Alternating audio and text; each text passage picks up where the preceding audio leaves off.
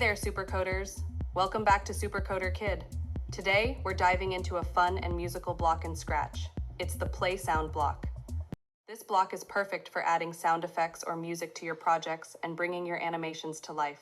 So, let's get started. First things first, let's find the Play Sound block. Head over to the Sound category in the block palette. Here, you'll see the Play Sound block, which is great for playing music or sound effects in your projects. You can drag this block into the scripts area just like any other block.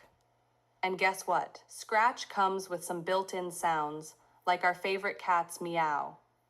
But you can also add your own custom sounds too.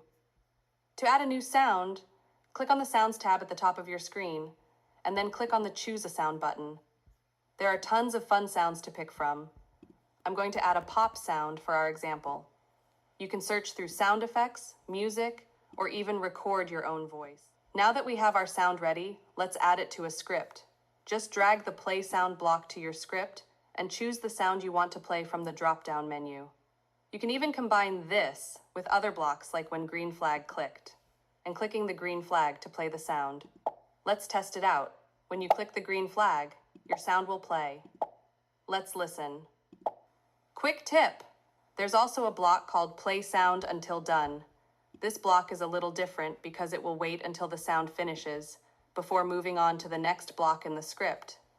It's perfect if you want your sound to fully play out before continuing with an animation or action. Use this block when you want a smooth transition between sound and actions in your game. And there you have it, Supercoders. Now you know how to add sounds and make your projects come to life with music and effects.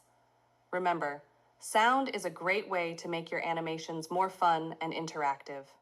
If you enjoyed this tutorial, be sure to give it a thumbs up, subscribe for more Scratch tips, and let me know in the comments what sounds you're adding to your projects.